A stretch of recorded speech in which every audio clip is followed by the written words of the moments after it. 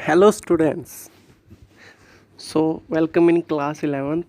Today we are going to discuss class 11th first topic mathematical reasoning. ये unit 14 है actually, but सबसे different और very funny मतलब basic सी unit है. इसका वेटेज तो बहुत कम है आपके एग्ज़ाम्स में, बट जेई मेंस में एक इम्पोर्टेंट टॉपिक होता है ये, और इजी सा टॉपिक है. बेसिक इसमें अप्रोच लगेंगी. तो स्टार्ट करते हैं. ओके, बट बिफोर दैट जो भी इम्पोर्टेंट पॉइंट्स हैं 11th में अगर आप स्टडी कर रहे हो तो फर्स्ट आपको नोट्स या इम्पोर्टेंट पॉइंट्स को एक जगह नोट होना चाहिए आपके पास, ताकि आप जब भी रिवाइज करो तो आपको पता लग जाए.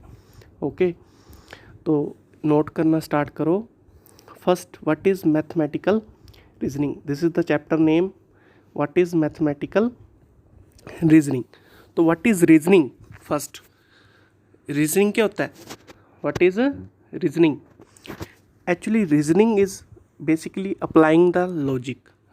रीजनिंग में क्या होता है, अपनों बहुत सारे क्वेश्चंस भी देखे होंगे रीजनिंग के, अपने देखते ही रहते हैं, बैंकिंग में आते हैं ना.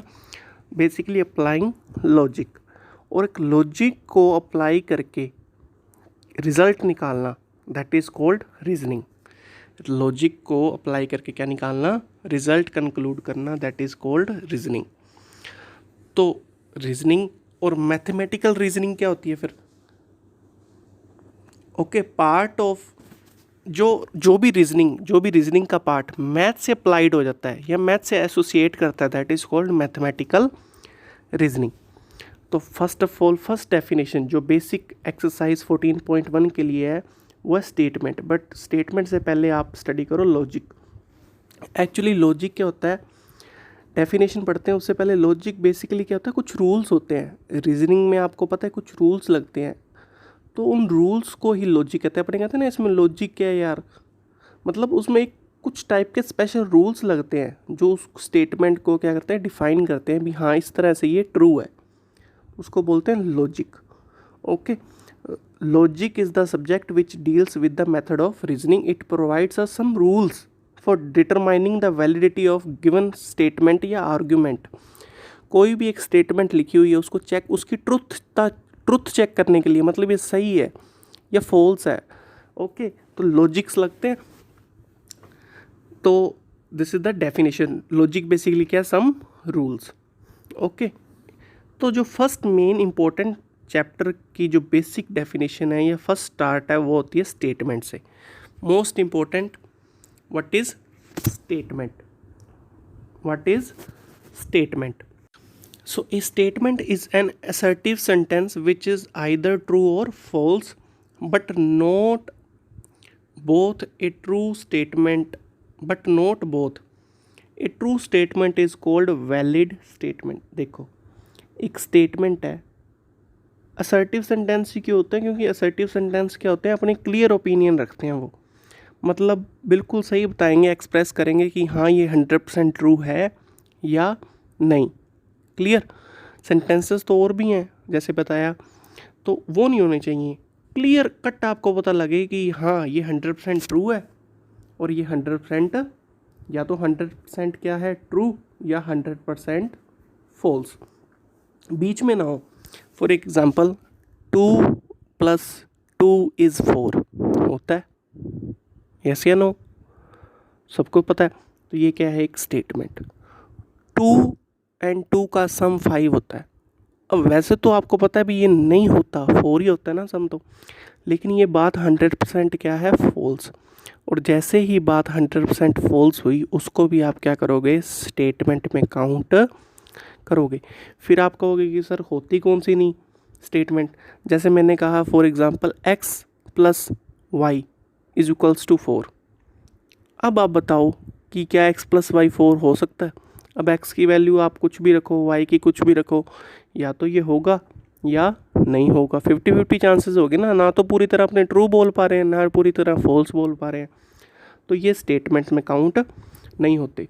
जो स्टेटमेंट्स ट्रू होती हैं उनको आगे फर्दर बोलते हैं valid statements. Okay, valid statements. और जो नहीं होती उनको बोलते हैं इनवैलिड स्टेटमेंट्स. ये पॉइंट नोट कर लो, बस 2 ही पॉइंट हैं. और statements are denoted by small pqr. आप ऐसे लिख दोगे small p that is okay sum of 2 and 2 is 4। तो ये स्टेटमेंट ऐसे लिखते हैं। Clear? Now move on to the examples. और एग्जाम्पल से भी पहले अपने को ये भी पता होना चाहिए कि कौन कौन सी स्टेटमेंट्स नहीं होती, तो उनके बारे में भी। अगर आपको कोई भी प्रोनाउन दिख जाए स्टेटमेंट में, जैसे for example he is a doctor, he is a doctor, he is a doctor. अब यहाँ पे ही क्या है, कौन है? आपको पूरी तरह पता लग रहा है अभी ही कौन है? नाम दिया आपको, किसके बारे में बात कर रहे हैं? ओके, नहीं पता लग रहा तो it is not a proper statement. Note down in your notebook that a sentence is called a mathematical acceptable statement if either it is true or false, but not both at a time. Clear ना? Mathematically acceptable, तो वो तो कौन कौन सी statements होती हैं? Mathematical statements. यदि आप जनरल अप्लाई करोगे तो उनको डायरेक्ट स्टेटमेंट बोलते हैं, उनको मैथमेटिकली स्टेटमेंट्स नहीं कहते। लाइक 2 + 2 = 4, अभी बताया था आपको, स्टेटमेंट है। The sum of 2 positive number always positive, 100% true है। All prime numbers are odd numbers, this is a false ना। Third one is false, but ये स्टेटमेंट तो है, बिकॉज सारे के ऑल वर्ड यूज़ कर दी ना, सारे प्राइम नंबर्स तो ओड नहीं होते। 2 इवन प्राइम नंबर भी तो होता है सबसे छोटा।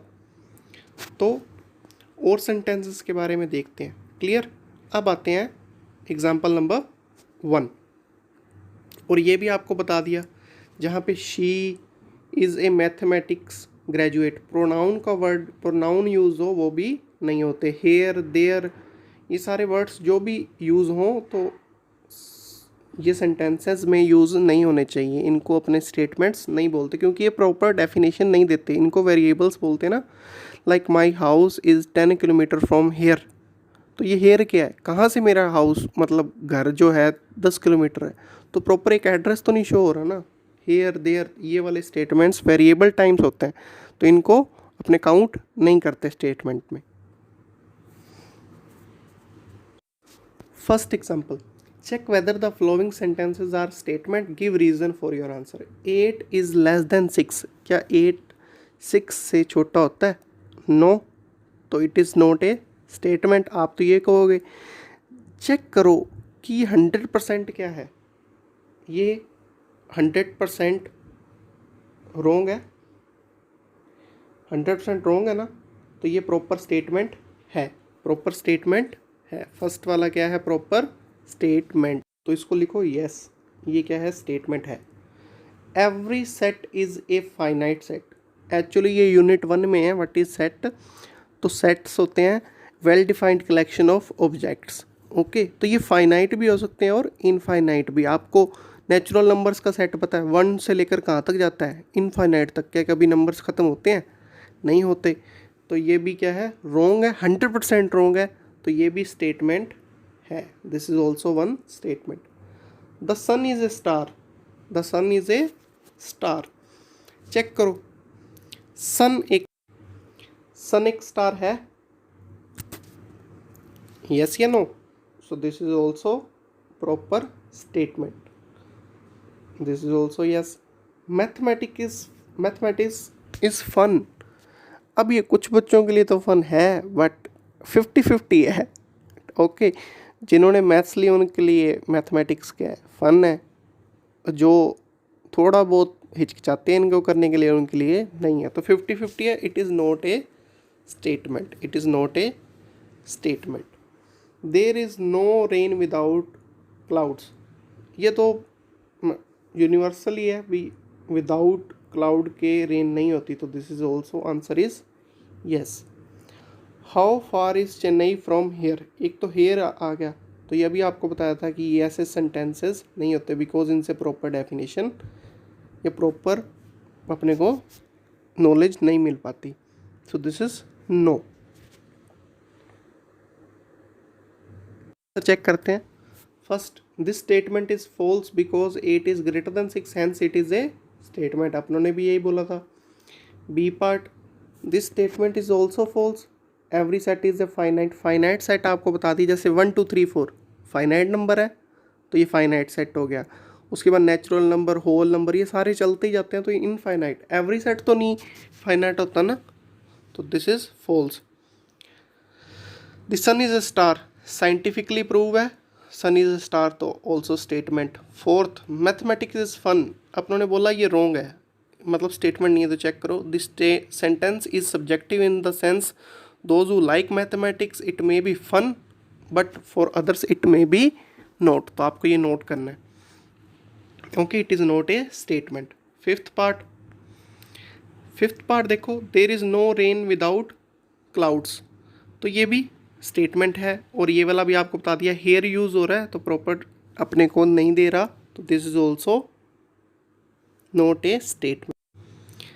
चेक कर लो, scientifically establish that natural phenomenon that cloud is formed before it rains, तो रेन से पहले क्या बनते हैं, क्लाउड बनते हैं, तो इट इज़ ए स्टेटमेंट।